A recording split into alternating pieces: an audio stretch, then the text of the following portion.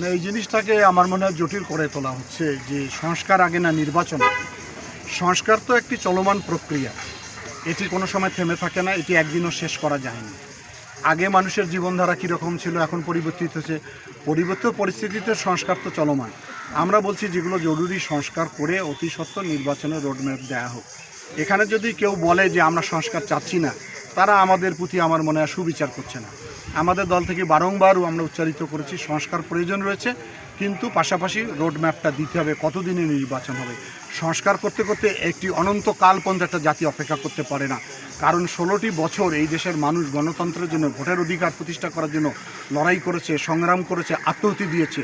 সুতরাং মূল লক্ষ্যই ছিল একটি নিরপেক্ষ নির্বাচনের দাবি ছিল আমাদের, সেই দাবি তো আমরা বদলে যাচ্ছি।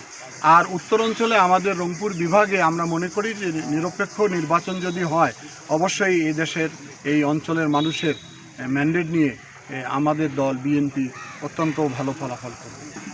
সম্প্রতি চীন সফরে গিয়েছিলেন আমাদের প্রধান উপদেষ্টা, সেখানে তিস্তা নিয়ে কথা হয়েছে।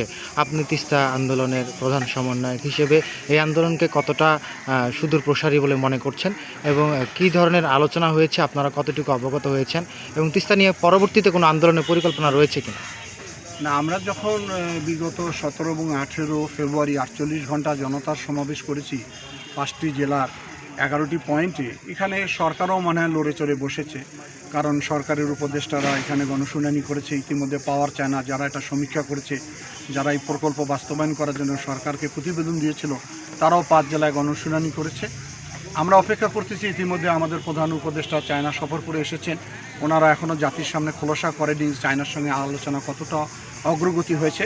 আমরা আশা করি এই জন আকাঙ্ক্ষার দাবিটা 2 কোটি মানুষের জীবন মরণ যেখানে, সেই তিস্তা মহাপরিকল্পনা বাস্তবায়ন করে দীর্ঘদিনের অবহেলিত বঞ্চিত এই সমস্ত মানুষের যে দাবি, সেটার প্রতি সরকার সমর্থন দিবে। আর যদি সরকার কাল বিলম্ব করে বা গড়িমসি করে, তাহলে তা আমরা আবার কর্মসূচি দিতে বাধ্য হব।